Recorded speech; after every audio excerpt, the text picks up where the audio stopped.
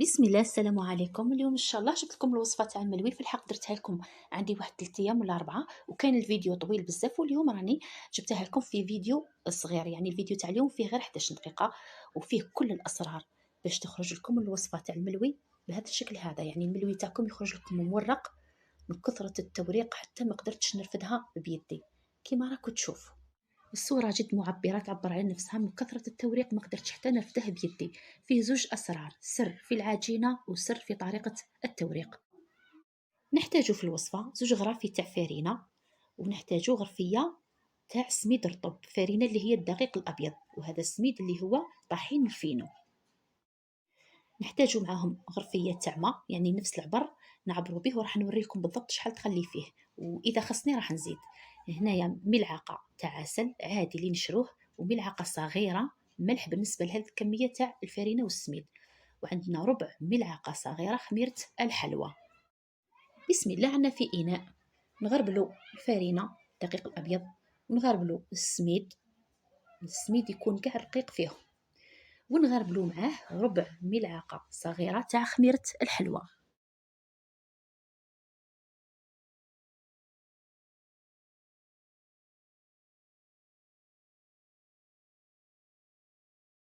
الخميره نغربلوها باش توزع لنا على الخليط وما تبقالناش حبيبات.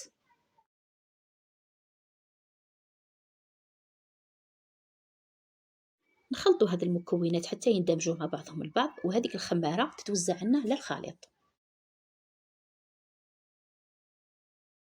من بعد نعملوا حفره في الوسط ونحطوا فيها ملعقه تاع العسل، ونزيدوا عليها ملعقه تاع الملح الصغيره، والملح نغربلوه، خاطر الملح لو كان ديريه كيما راه هذو الحبيبات هذو اللي ما يذوبوش، هذو الخشان هذو، بعد كي تكوني تحلي في العجينه راح يقطعها لك. وهذا هو السر الاول تاع العجينه. من بعد نزيد لكم السر الثاني.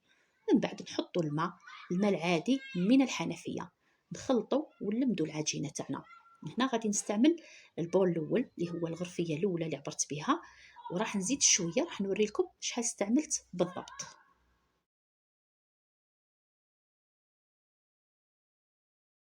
ودائما اثناء العجن جامي ولا تقطعوا العجينه، يعني تدلكوها كشغل راكم تلمدوا فيها وصاي، باش تحافظوا على العلك تاعها، يعني ما تقطعوهاش.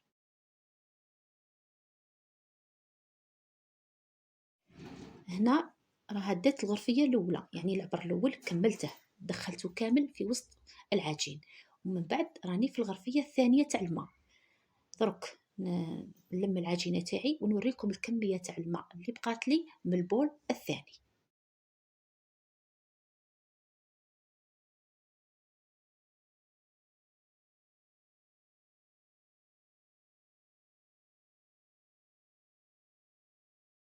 بعد ما تلمدت لي العجينه نمسح سطح العمل، نحطها باش ندلكها. وهنايا نوري لكم الكميه تاع الماء اللي بقات لي من البول الثاني. شوفوا هنايا هذه الكميه بالضبط اللي بقات لي، وراح نزيد نستعمل منها زوج رشات، من بعد رشتين يعني من بعد ما تريح لي للمره الاولى.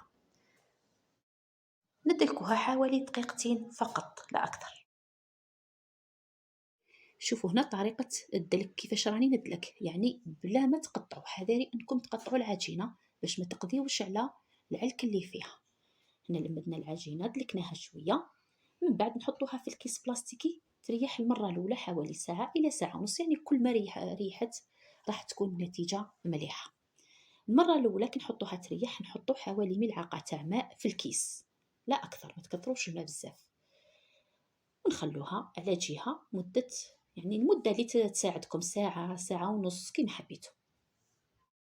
بعد ما ريحت المرة الأولى رجعت لها، نحطها فوق سطح العمل، ونجيب هذاك البقية تاع الماء اللي بقات لي ونرش عليها الرشة الأولى وندلكها شوية، يعني حتى نتحصل على قوام يكون متماسك وطري في نفس الوقت.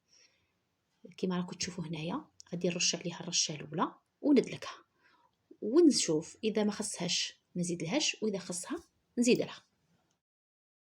وهنا نرش عليها الرشه الاولى وندلكها. شوفوا هنا من بعد ما تريح المره الثانيه ماهيش راح تكون كيما هاك، راح ترجع مثل اللبان، يعني كيما نقولوا حنايا المسكه. العلك كيما نقولوا حنايا. هنا رشيت الرشه الاولى ودلكت شويه، وهذا هو السر تاع العجينه تاع الملوي ولا المسمن ولا الرقاق، هذا هو السر تاعها. يعني تريح المره الاولى، تدلكيها المره الاولى وتخليها تريح، وتزيدي المره الثانيه وتخليها تريح، ولو كان تقدري حتى المره الثالثه. يعني هو كل ما درتي هذه العمليه كل ما العجينه تاعك راح تكون مطيعه وتكون ناجحه مليار بالمية. هنا درت الرشه الاولى حتى اختفت تماما، من بعد حسيتها خصها شويه زدت لها الرشه الثانيه، يعني بيدي بهذه الطريقه كما راكم تشوفوا. الرشه الثانيه يعني درت الرشه الاولى والرشه الثانيه فقط. هنا راني ناكد لكم على الكميه تاع الماء باش نعطيكم المقادير المضبوطه تاع الماء، خاطر المشكله الكبيره بالنسبه للمبتدئين في الرقاق ولا الملوي ولا المسمن ولا المشكله تاعهم الكبيره، يعني اللي تعرقل لهم انهم ما يقدروش يخدموا المسمن والرقاق، هي هذه، هي الكميه تاع الماء والطريقه تاعه كيفاش تريحيه. يعني بزاف الناس اللي راهم دايرينه بصح يريحوه مره واحده، وهذه محال. يعني الرقاق وين ما كان ولا المسمن ولا الملوي ديما عاده يعني امهات تاعنا يريحوه اكثر من مره، وهذاك هو السر تاع النجاح تاعه. في المره الاولى في الكيس اللي ريحناها فيه درنا شويه ماء، هنا في المره الثانيه ما نديروش فيه الماء، يعني مباشره نحطوا فيه العجينه تاعنا بعد ما ريحناها ودلكناها للمره الثانيه. وهذا هو السر اللي هدرت لكم عليه في الاول، انك تريحيها المره الاولى والثانيه بعد الدلك، يعني تدلكيها وتريحيها، تزيدي تدلكيها وتريحيها، هذا هو سر نجاحها وسر التوريق اللي تحصلنا عليه. هنا بعد ما ريحت المره الثانيه رحت ليها عاودت قلعتها من الكيس البلاستيكي، شوفوا هنايا رجعت مثل اللبان وعملت لي فقاعات، يعني ما قوة لي رجعت يعني ريحت ورجعت مليحة مطاطية، دارت فقاعات. نستعينوا بشوية تاع زيت، شوفوا هنا الفقاعات اللي دارتهم، نستعينوا بشوية تاع زيت ونكوروها. حجم الحبة يرجع لكم. هنا راح ندير لكم حبيبات تاع 2 ورقات، وهذا هو السر الثاني، يعني ماشي نعملوا ورقة واحدة، نديروا ورقة فوق ورقة، يعني مقياس الحبة واحدة، يعني هذا الكمية تاع العجينة تاع حبة واحدة نقسموه على 2 حبات، ومن بعد نديروا واحدة فوق واحدة باش يعطينا الحجم تاع حبة واحدة، يعني الحجم تاع حبة واحدة نقسموه على قيس 2 حبات كيما راكم تشوفوا هنايا. هنايا هذو كانوا حبة واحدة قسمتهم على 2، إذا هذو 2 حبة وهذو 2 حبة وهذو كاع حبة حبة، هذو راح نديرهم ورقة واحدة وهذوك راح نديرهم ورقة فوق ورقة. ندهنهم بشوية تاع زيت ونغلفهم بالبلاستيك الغذائي باش ما ينشفوليش، ونرجعوا فيما بعد ونخلوهم يريحوا 10 دقائق. الخليط اللي نورقوا به عندنا 125 غرام زبده، نص كاس زيت، بقيه الخماره تاع الحلوى، شويه تاع سميد، نخلطوهم مليح نحطوه على جهه. نروحوا للكويرات تاعنا نحلوهم، هذوك اللي قلت لكم ديروا واحده فوق واحده، نحلوهم حوالي 20 سنتيمتر نحطوهم على جهه. من بعد نديروا الخليط تاع التوريق ونحطوه واحده فوق واحده ونبداو نورقوا. خليكم تركزوا مع الصور.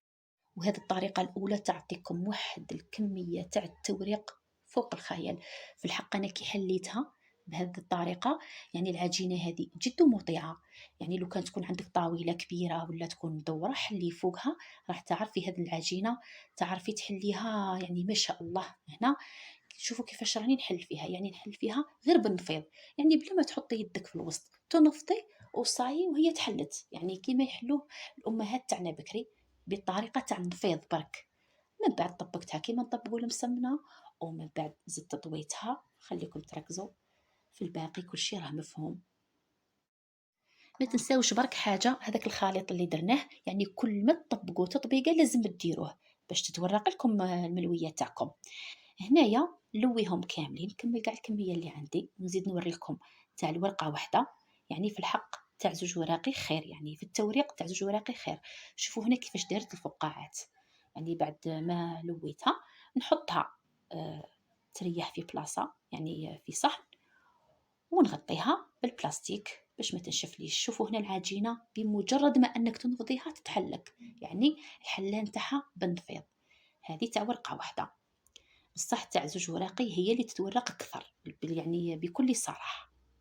نكمل كاع الكميه اللي عندي ومن بعد نغطيهم بالبلاستيك ونخليهم يريحوا على جهه حوالي ربع ساعه بلا ما كملت كاع، يعني يعني التكوار تاعهم. من بعد نرجعو كاع للحبة الأولى، شوفوا كي ضاعف الحجم تاعها، نحلوها حوالي 1 سنتيم يكون السمك تاعها، ونروحو نطيبوها على نار متوسطة. يعني هاد الملوية صدقوني تورقت لي في الطاجين، يعني واحد التوريق واحد الدرجة ما تتخيلوهاش. نهار اللي تجربوا هاد الوصفة وتجربوا الطريقة تاع التوريق اللي درتها تاع ورقة فوق ورقة، دماك راح تعرفوا علاش راني نهضر. شوفوا هنا شحال مورق، ما شاء الله. هذه الوصفة ناجحة مليار بالمية. كما راكم تشوفوا الملوي تاع السميد والفرينة رائع، شوفوا النتيجة اللي تحصلنا عليها يعني بدون مبالغة. حتى ما قدرتش نتحكم فيها. احنا عادة بعد ما يطيب نديروا له هذه العملية، يعني نكسروه. شهيتكم في الجنة إن شاء الله. إن شاء الله تجربوا هذه الوصفة وراح تولوا محترفين وراح تدعوا لي وراني متأكدة. شوفوا حتى ما قدرتش نتحكم فيها. إن شاء الله تجربوا الوصفة تاع اليوم وتشتركوا معايا في القناة باش يوصلكم كل جديد، ونوعدكم إن شاء الله خير بجديد. وما تنسوش برك بارطاجوا لي الفيديو للأهل والأقارب، وما تنسونيش برك دعموني بجام باش تشجعوني فضلا وليس أمرا. والسلام عليكم ورحمة الله.